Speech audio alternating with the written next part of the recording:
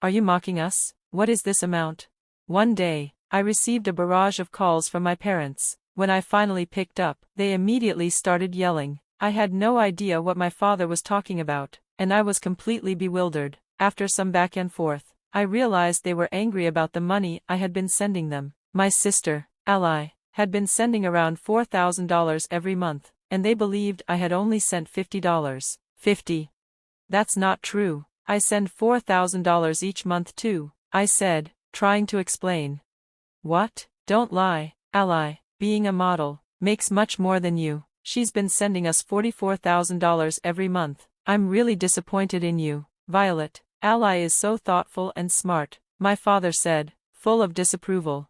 My mother chimed in as well. Are you just living it up alone, spending money however you want? Why can't you be more like your sister? She works hard and sends us so much. You don't care about us at all. She sighed in frustration.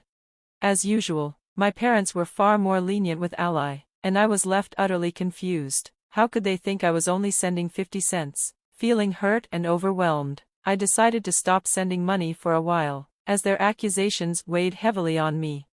My name is Violet, and I'm a 28-year-old employee at a food processing company. There's a 5-year gap between me and my sister, Ally. Since childhood, Ally had always drawn attention. With her movie star looks, people would stop and stare as she passed by, often commenting, "I've never seen such a beautiful child." On the other hand, I was far more ordinary looking. Adults would laugh, comparing us, saying, "Violet's face is so plain."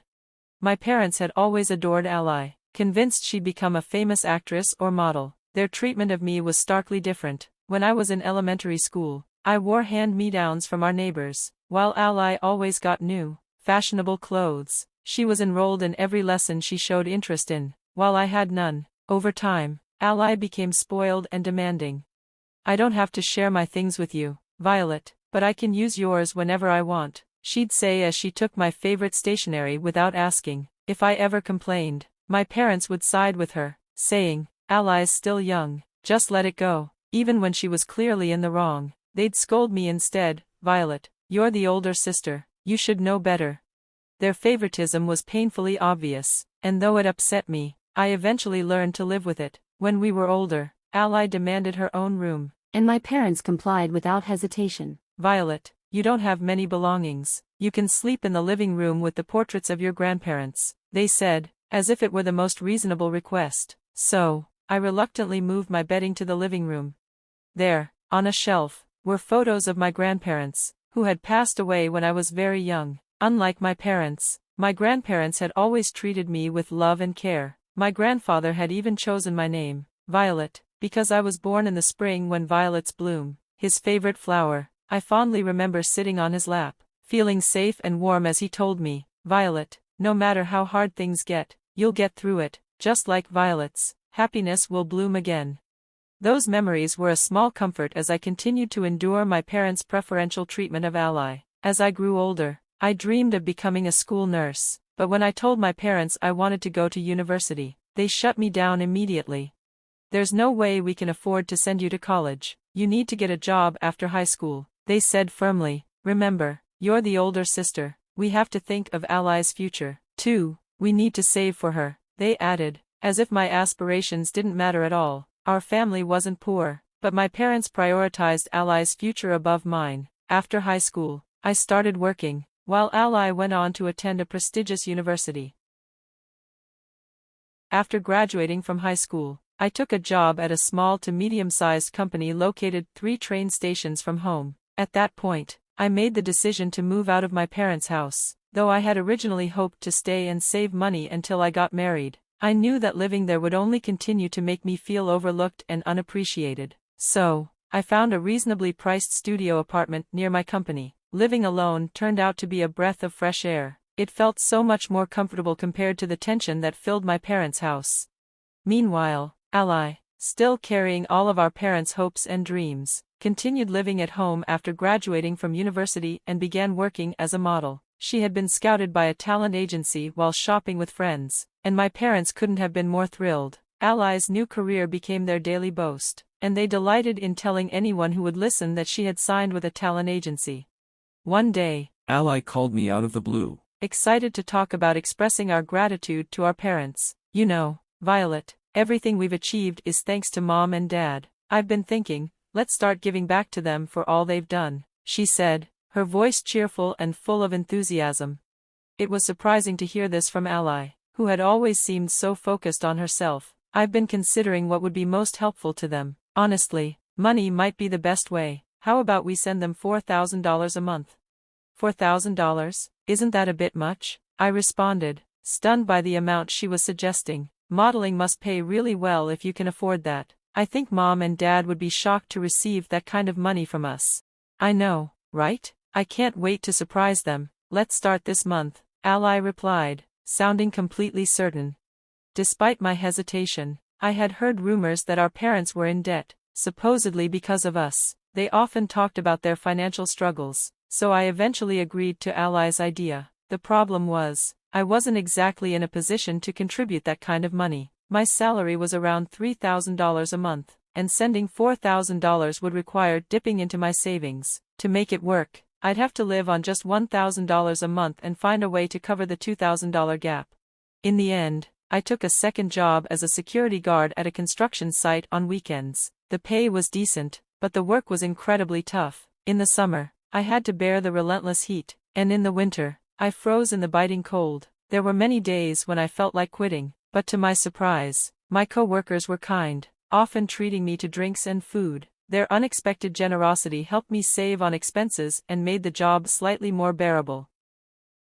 I tried to cut down on eating out and reduce unnecessary expenses, but saving up $4,000 each month was still a struggle. I asked myself, how can I make more money? Eventually, I decided to earn a professional certification, hoping it would boost my income. I threw myself into studying, sacrificing sleep to balance work and preparation. The days blurred together as I juggled my job and studies.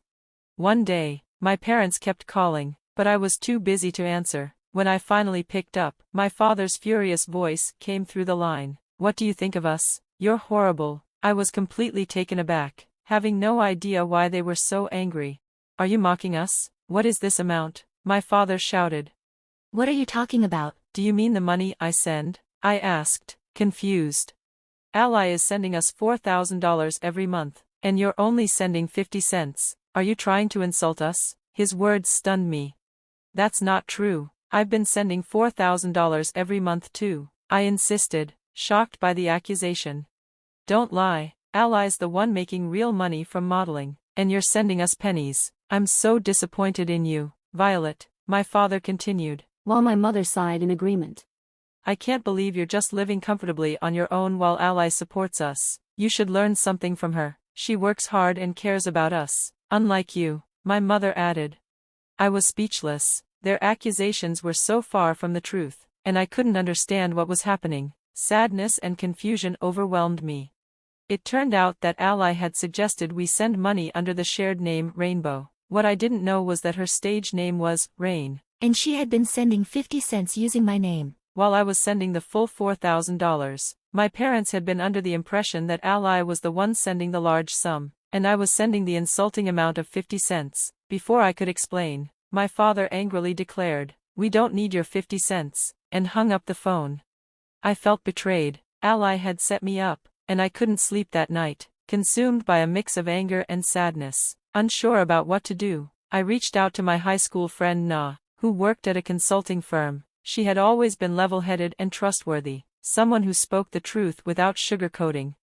We met for lunch near her office, and after hearing me out, Na raised her eyebrows. Are your parents really in financial trouble? They're still in their 50s, right? And $4,000 is an absurd amount.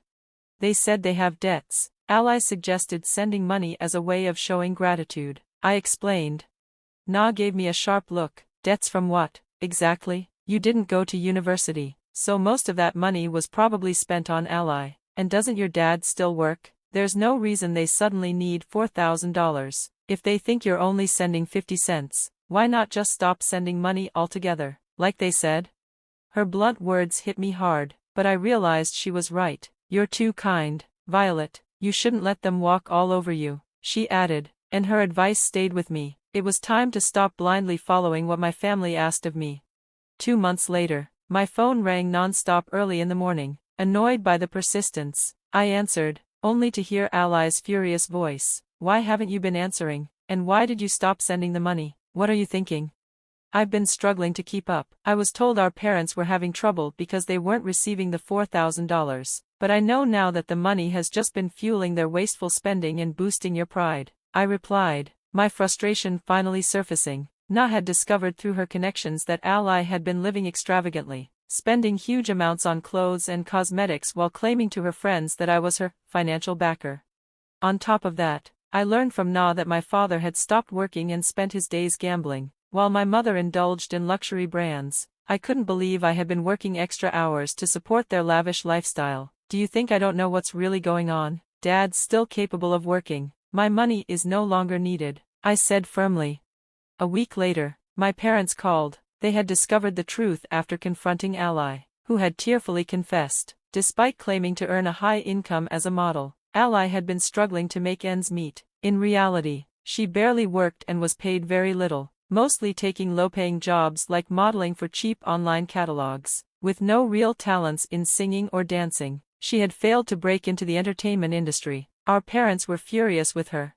Yet, instead of an apology, they told me, we've been strict with Ally now. You don't have to worry, just continue sending the money like before. Without a shred of remorse, they demanded the 2 months of payments I had stopped, saying, you're the reliable one. After all, it was clear that their greed knew no bounds. I heard from Ally that there was some debt. Is that true? I finally asked, a question that had been lingering in my mind for some time. Debt? No way. We used your grandparents' inheritance to cover tuition, my father asserted confidently. It was clear that Ally's claims about our parents being in financial trouble were unfounded. My mother chimed in, we just need a little more for shopping. Your father's salary isn't quite enough. Their casual tone made it evident they had sufficient money for their lifestyle and didn't actually require my support. Father's income should be enough, and why doesn't Ally get a full-time job? I pressed, determined to challenge their narrative. My father shot back, is that how you talk to your own parents? I didn't raise you to act like this. My mother added coldly, we don't need a daughter like you. Their displeasure was palpable, and I felt a mix of anger and hurt. If you're going to act this way, we'll just use the savings your grandfather left for you. You're no longer part of this family, they threatened, casually mentioning the money my grandfather had intended for me. Do as you like, but from now on, don't contact me again, I replied, finally standing my ground. I was tired of being treated as a convenient resource by my parents and Ally. Once they left, tears streamed down my face. What was my worth to my family? 2 months later, the doorbell rang unexpectedly. It was my parents and Ally standing on the doorstep. I had thought I would never see them again, but reluctantly, I opened the door. I was taken aback by how disheveled they looked, and they seemed equally surprised by my appearance. What's with that look? My parents and Ally asked, confusion etched on their faces. I had taken the time to improve myself. I looked better and was wearing more polished clothes than before. I explained, I earned a small business consultant certification. Thanks to my hard work, my salary has improved at the new job Nina introduced me to. I'm now a team leader, living a fulfilling life. I'm even planning to move to an apartment nearby. Before I could finish, they interrupted. Before you indulge in such luxuries, you need to give us some money. Are you planning to abandon your struggling family? Just lend us some cash. Their desperation was evident, and I felt disgust wash over me. It was infuriating how quickly they shifted to demanding money now that they knew I was doing better. Given Dad's and Ally's incomes, you can afford to live a luxurious life, I said sharply. I was done enabling their reckless spending and entitled behavior.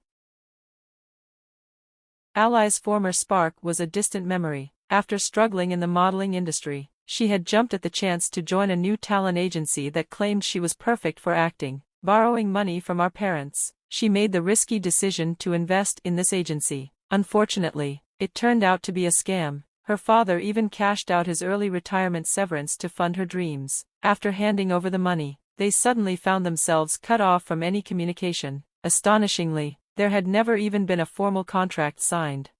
I was utterly flabbergasted by their recklessness. Before you come to me for help, go to the police, I advised.